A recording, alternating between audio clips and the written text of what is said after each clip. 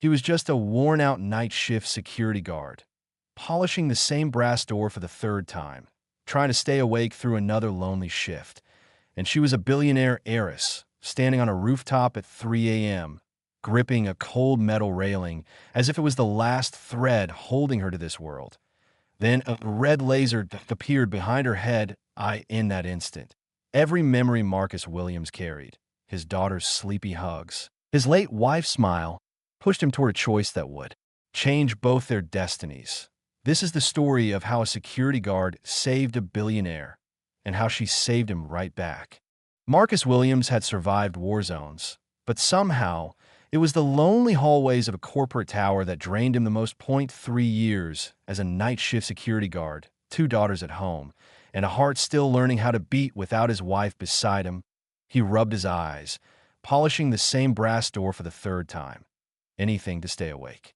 In his pocket, the edges of an old beach photo scratched against his fingers.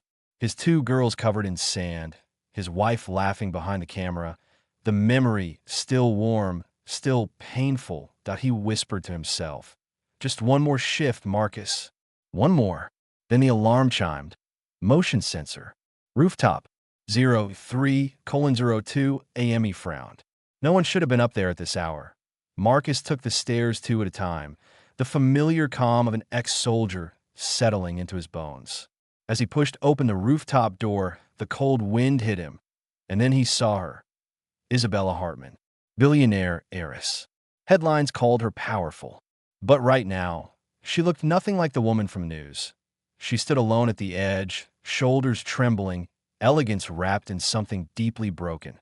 Marcus barely had time to speak when he saw it. A tiny red drifting across the back of her head. His pulse snapped into focus. "Drop now," he barked. Isabella froze. In no time, Marcus lunged, grabbing her and pulling her down just as the first bullet shattered a metal pipe behind them. He covered her with his body, rolling toward the door, guiding her with practiced precision. "Stay behind me," he whispered, voice steady, heart racing. Gunfire echoed as he dragged her down the stairwell, shutting the rooftop door behind them.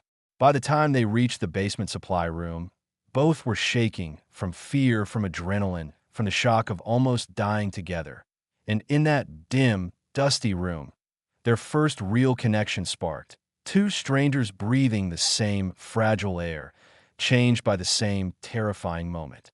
Marcus Williams wiped the same brass door for the 3rd time that night, his hands moving almost mechanically. The security booth smelled faintly of coffee and old leather, but fatigue weighed on him heavier than the long hours ever could. Exoldia, widowed father, night shift guard. That was him, just trying to make it through the night. That he paused, pulling a worn photograph from his pocket. His daughters laughing on the beach, the waves chasing their tiny feet. Beside them, the smiling face of his late wife, frozen in a memory that both comforted and haunted him. The quiet hum of the building shattered when the rooftop motion sensor pinged. Marcus motion detected. The intercom crackled. His heart tightened. He sprinted to the stairwell, adrenaline replacing fatigue. There, on the rooftop, stood Isabella, elegant, broken, gripping the railing as if it alone could keep her tethered to life. Moonlight reflected off her hair, softening the panic in her eyes. Then, a sharp red landed on her shoulder. Marcus' breath caught. His military instincts surged. "Drop now," he barked. In a heartbeat, he lunged forward, shielding her as gunfire erupted. Splinters of glass rained around them. He dragged her to the basement, the echo of bullets still singing through the stairwell. In the darkness of the supply room, their eyes met. Hearts racing, bodies pressed together for safety, an unspoken connection formed. Marcus didn't know it yet, but this night would change both of their lives forever. Part 2. 2 strangers, one fate. Almost equals 950 words. The basement smelled of dust and damp cardboard, yet it felt safer than the rooftop. Isabella's gaze followed Marcus as he moved with the precision of a trained soldier, not a mere security guard. Every step, every careful motion, he was in control, calm even in chaos. She found herself captivated by the quiet strength emanating from him. When Marcus touched a shallow cut on his hand, a thin line of blood staining his sleeve, Isabella hesitated for a moment before pulling a small first aid kit from her bag. Her fingers trembled as she bandaged him, and Marcus allowed her, sensing the gesture wasn't just about tending to an injury. It was trust, fragile and deliberate. She started, her voice soft. I haven't had anyone I could really trust in a long time. Marcus looked at her, understanding the loneliness that wealth often hid. It's complicated, he said, glancing down at the wedding band he still wore. I'm raising 2 little girls alone. Every decision I make, every moment, it's for them. The weight of his words wasn't lost on her. She had built walls so high that no one could enter.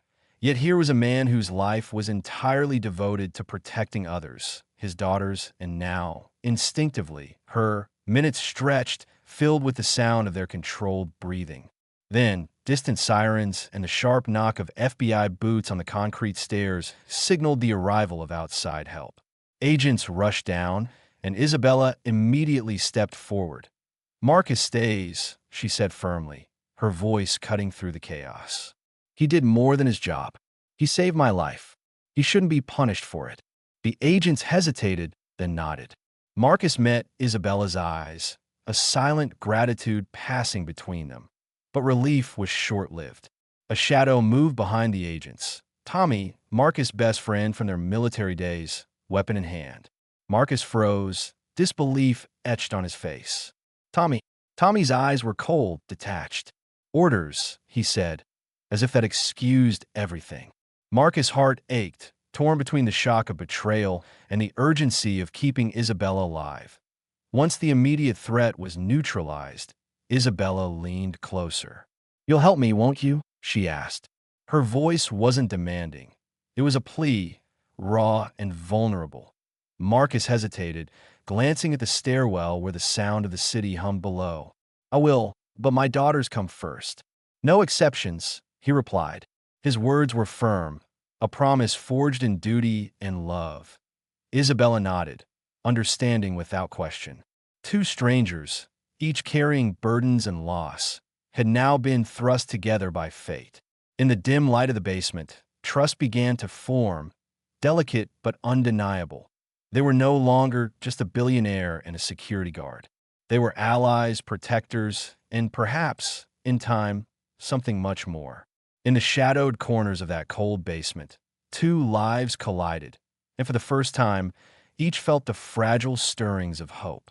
The sound of shattering glass echoed through Isabella's safe house before dawn. Marcus reacted instantly, grabbing her hand, pulling her low as shadows moved like predators through the hallways. In seconds, he guided her out of the building, heart hammering, mind racing. Their escape was chaotic but precise, a dance of urgency honed by years of survival instincts. Once they were a safe distance away, Marcus made a decision. We're going somewhere no one will expect, he said, voice calm yet insistent. He led Isabella to his modest apartment, a tiny 2-bedroom on the edge of the city. The contrast between her polished, high-rise life and this humble space could not have been starker. Yet, in its simplicity, there was warmth.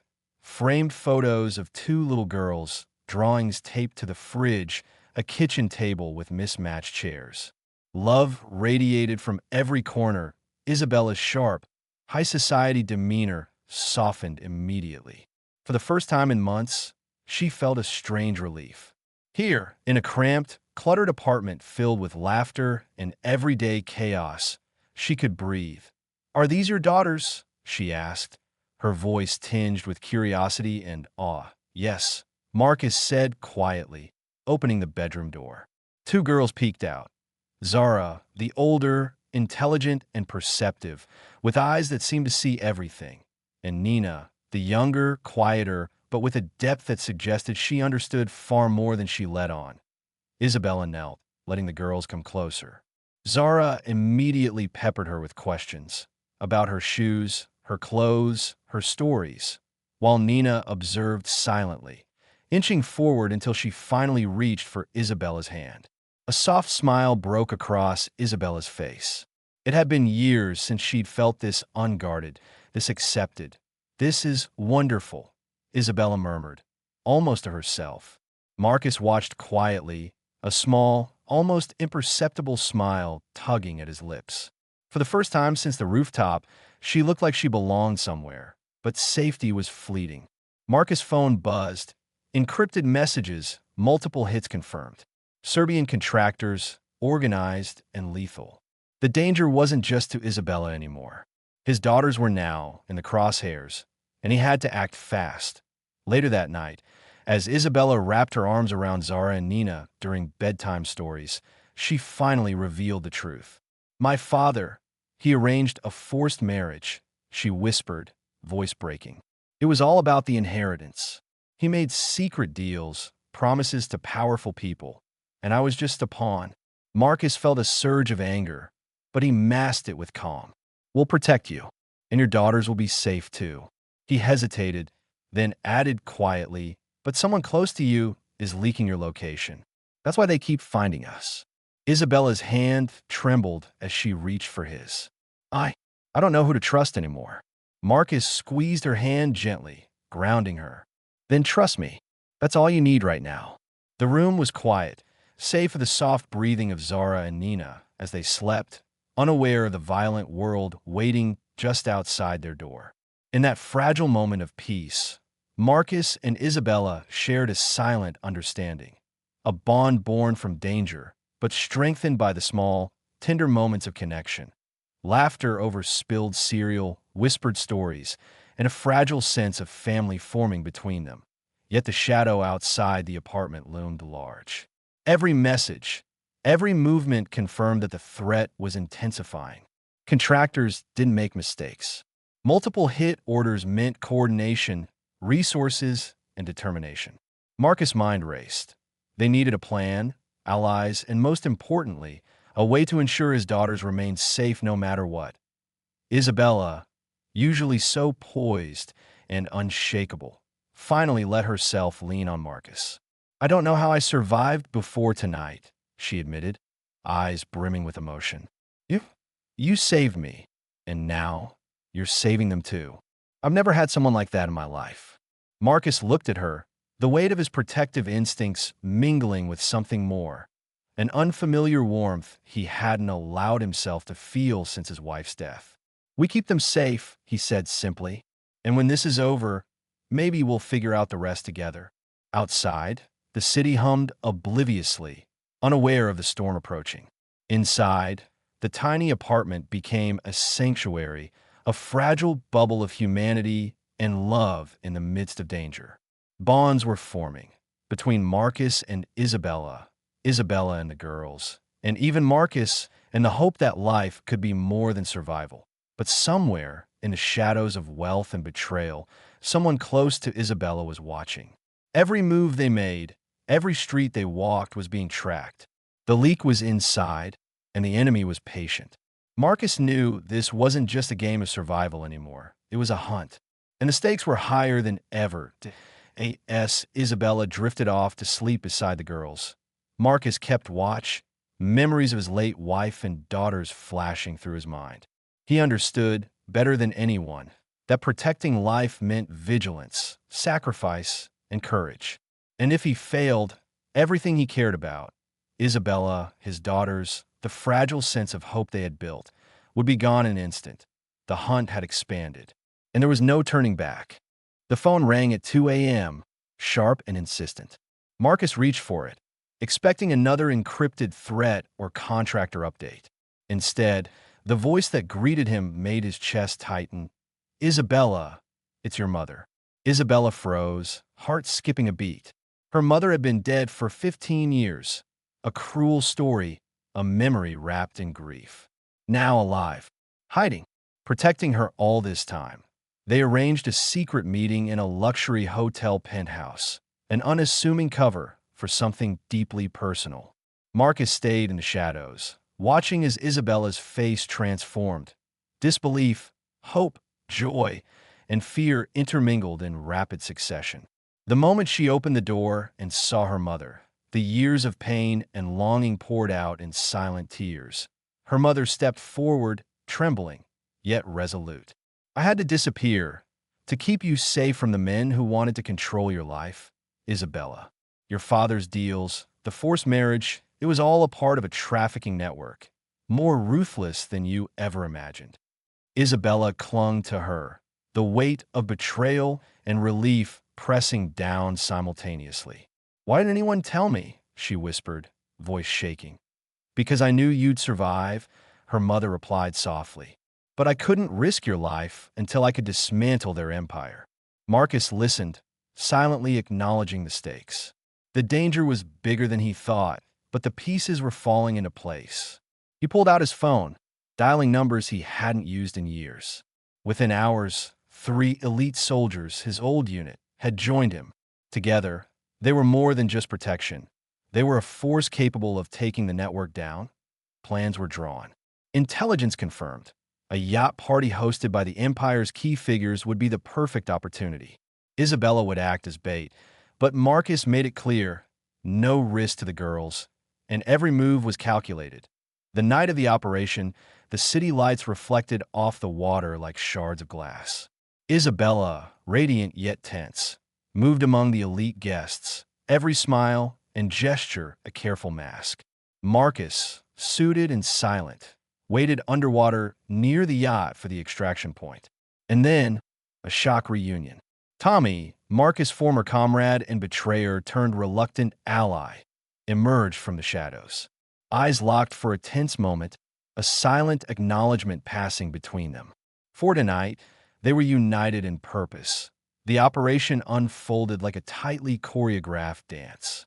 Isabella maneuvered carefully, gathering evidence while remaining convincingly engaged in conversation. Marcus and his team infiltrated the yacht from beneath, a silent force of precision and control.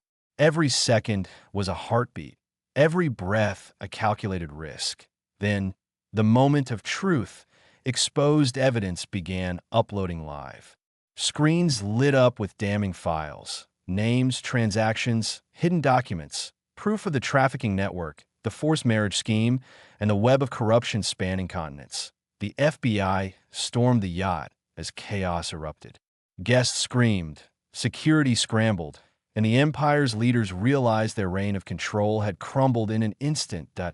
In the aftermath, amidst flashing lights, sirens, and the chaos of arrests, Marcus found Isabella. They clung to each other, relief and exhaustion washing over them. For the first time in weeks, there were no threats looming over their heads. Only the fragile peace of survival and triumph. And then, quietly, amidst the remnants of danger and the echoes of victory, Marcus leaned forward. Isabella met him halfway, and their lips met in a tentative, yet profound kiss, a promise of hope, of beginnings, and of something real amidst the storms they had weathered. In that moment, time seemed to pause. The world around them, with all its peril and treachery, faded. All that mattered was the connection forged through fear, courage, and unwavering trust. For Marcus and Isabella, the war was over, at least for now, but the bond between them, strengthened by shared battles, losses, and victories, had just begun. And somewhere, in the quiet aftermath, hope had found a home.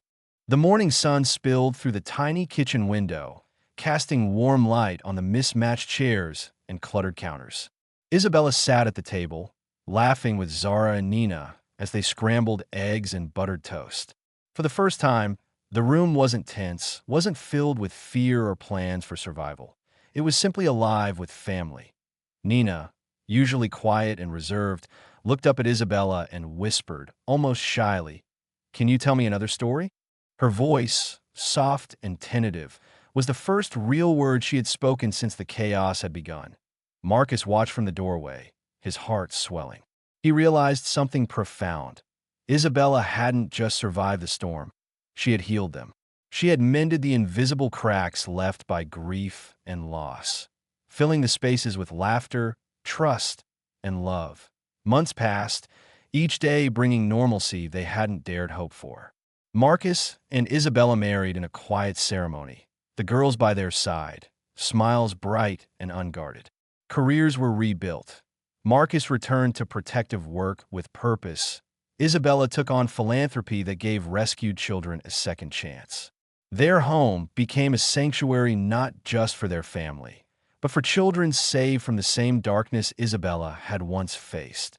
The small apartment transformed into a haven. Walls once bare were now adorned with drawings, photographs, and notes of encouragement from the children they helped. Laughter bounced off the ceilings, and meals were shared not out of necessity, but out of love. Their mission expanded beyond survival.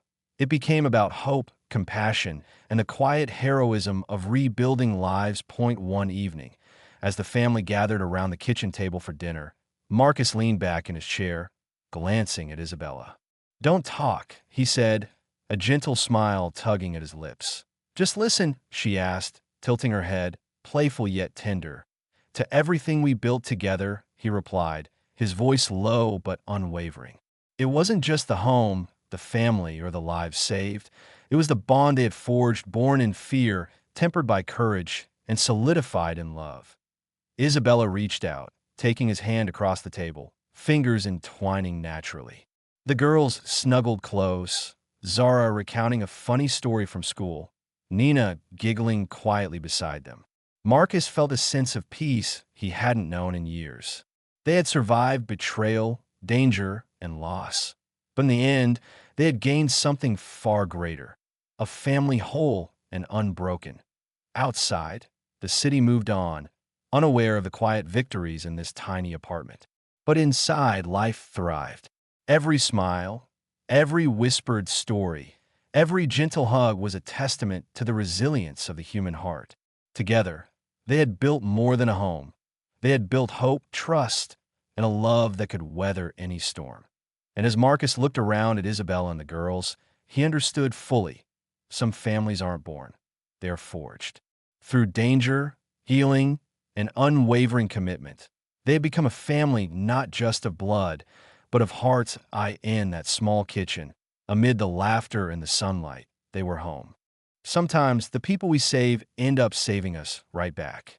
Marcus risked everything to protect Isabella that night on the rooftop, and in return, she healed a family shattered by loss. Through fear, betrayal, and relentless danger, they found trust, hope, and love in each other.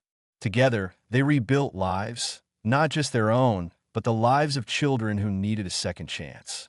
From a tiny kitchen filled with laughter to a home that became a sanctuary, they proved that family isn't always born, it's made. And in every hug, every smile, every quiet moment, love found its home.